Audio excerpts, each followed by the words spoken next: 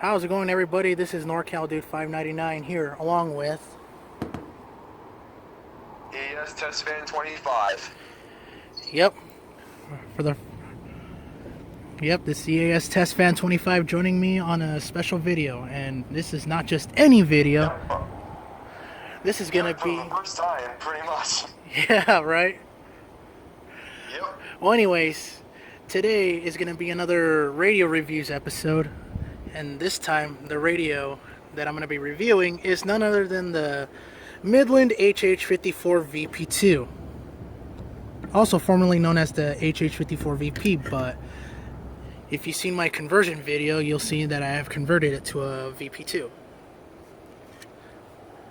Yep, you did. Yep. Well, for the record, EAS Test Fan 25 here happens to have a HH54VP. Yep. And what do you think of it? What do you think of it?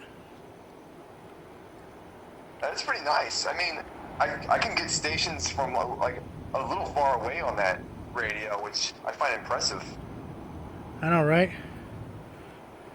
Yeah. Well, anyways, the Midland HH54VP/VP2 is, to me, basically like a portable WR100. Yep. So we're gonna go ahead and get a much more descriptive of this.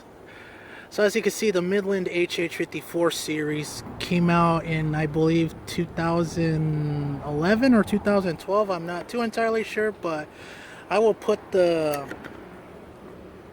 manufacturer date in the description of this video. So as you can tell, it's a portable handheld radio that most EAS enthusiasts have, like EAS Test Fan 25 has. Yep. And overall, it's a pretty nice radio. I like it so much. I've actually always wanted a handheld. I mean, minus the Baofeng, I guess you could technically call it a handheld, but this one is a true handheld weather radio. So as you can see, it's got the directional pad, or the D-pad as I like to call it. So you got your left and right arrows along with your up and down. And please excuse the traffic noise. And as you see, it's got a travel mode / home mode button. Right now it's set to home mode because obviously I'm home and I'm not anywhere near traveling for the time being. And damn, that is a nice boat. Anyways, so if you hold this, it'll switch around between travel and home, and right there it'll automatically search for the strongest weather station, as of course my only weather station here is WXL88 on channel 7. So that's basically the only one that I'll get. So I'll go ahead and turn that off. So we'll put it back on home mode because, like I said, it's not really necessary. Up here you have the weather snooze and the on and off button. Basically what the weather snooze does is obviously turns on the radio, turns on to the broadcast. And then the on and off button is just basically just turns on and off the radio. The only thing that will stay on is the time, but everything else, like the radio function, will be turned off. So I'm gonna go ahead and turn the radio back on. Over here you have a select button, which is also like a enter button. Right here you have a menu button, which I will go over the menu functions in a little bit. On the left side you have this is the left side, I believe. I don't know, I can't tell left or right. But anyways, on this side you have the volume up and down buttons. And you also have this wrist strap.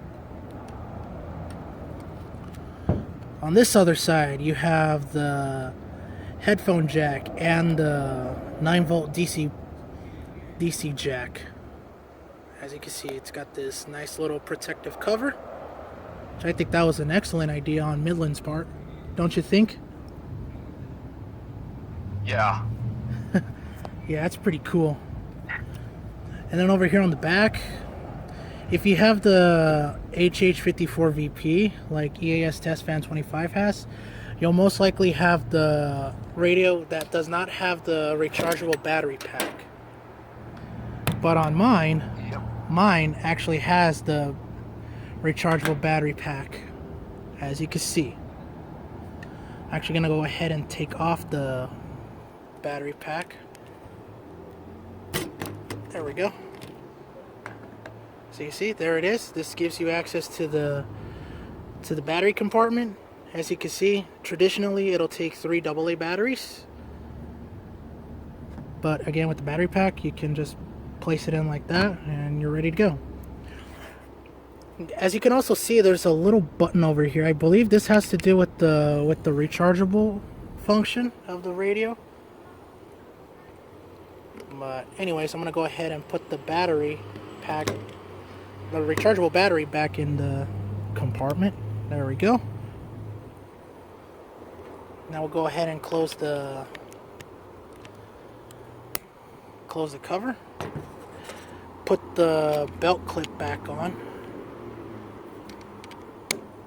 And there you have it.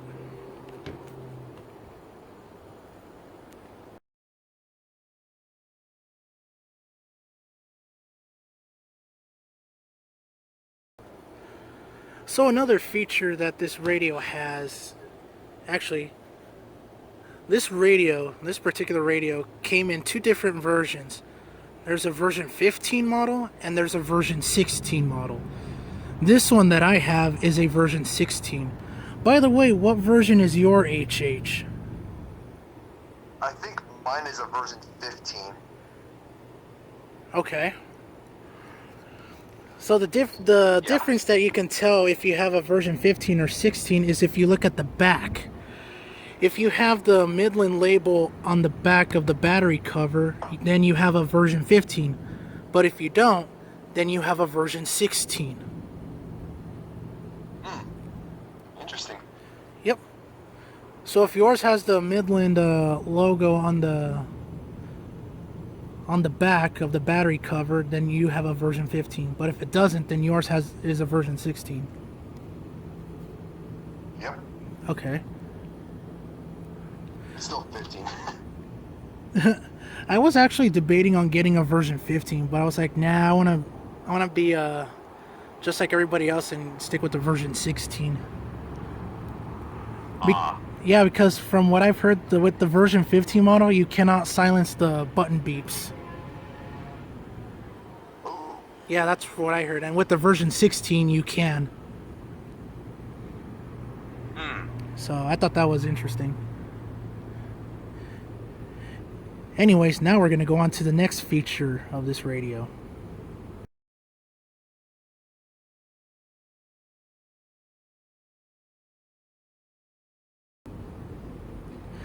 So now we're going to gain access to the menu. So we're going to go ahead. Right there you can see it's got time. This is to obviously set the time.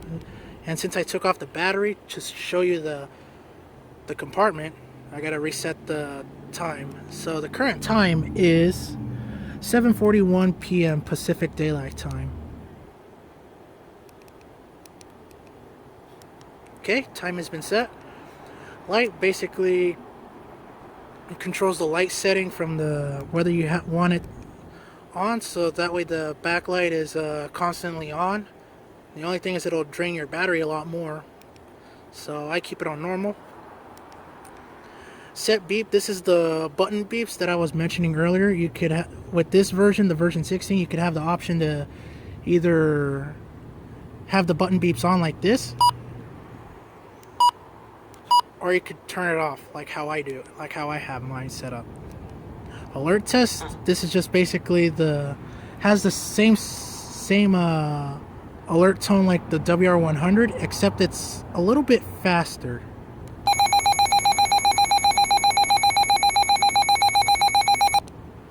Okay. Alert type, basically you choose three different options on how you want your alerts to be received. You could have it set to voice, where it'll sound the tone for a couple of seconds, and then it'll go straight to the broadcast. You could have it set to tone, where it'll constantly sound the tone until you hit the snooze button up here. Or you could have it set to display, where it'll only show what type of alert you're receiving, and no alarm tone will be yeah. But I have mine on voice, as the tradition in the EAS community to have all the radios set to voice. Same set, you could have it set to whatever. Let me rephrase that. Same set allows you to basically input from any to single to multiple. Basically, single is you could only have it set to one specific county, so what you do is you enter the county code and all that. Multiple, you could have it alert for multiple counties within your listening area, or you could have it set to any, where it'll basically sound for all counties within the listening area. I have mine set to any, so I'm going to leave it like that. Channel, this is basically where you select your weather channel stations. Like mine, I have mine set to channel 7. It goes from channel 1 all the way to channel 7. Again, mine is channel 7, so I'm going to leave that there. Oops. And then alarm, you could have an alarm on that. I don't really want to, but yeah.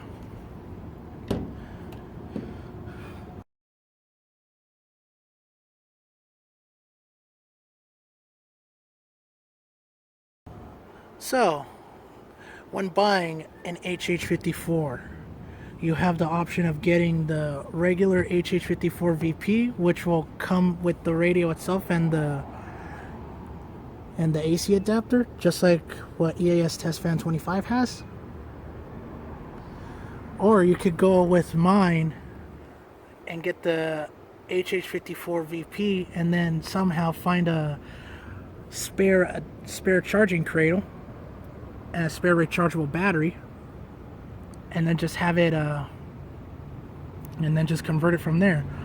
Or if you want to spend a little bit more, you could buy the entire set, which is HH54VP2, which will come with everything: the radio, the rechargeable battery, the charging cradle, and the AC adapter.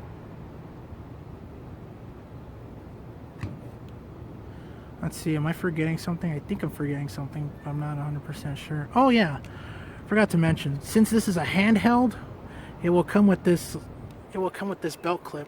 So you could have the option to have it with the belt clip or have it without. Since my HH came with the belt clip, I'm going to leave it on there and that'll be it. Yeah, it's kind of filthy.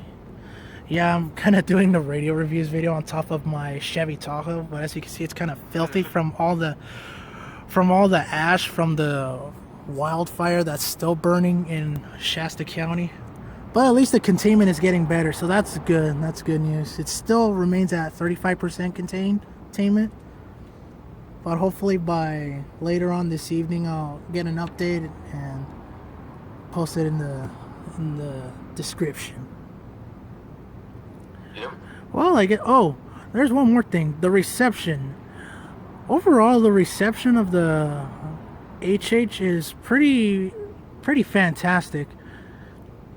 Because what I did is I've actually done a little bit of DXing on this, and I was able to pick up channel 1, which is a WWF 67 out of Grass Valley, which is down to my south. And I was also able to pick up channel 3, which is WZ 255 out on the north coast, meaning in Eureka. So this thing is pretty nice. Yeah. So this thing is pretty awesome. So would I highly recommend? Yeah. So would I highly recommend getting an HH? Oh, absolutely. But on my personal note, I would probably start off with the HH54VP because it's cheaper than the VP2. I've actually seen a couple of them on eBay and they go for at least 30 bucks. I know it's kind of on the expensive side, but it gets the job done. Yep. So I guess this will conclude the radio reviews of the Midland HH54VP2, formerly known as the HH54VP.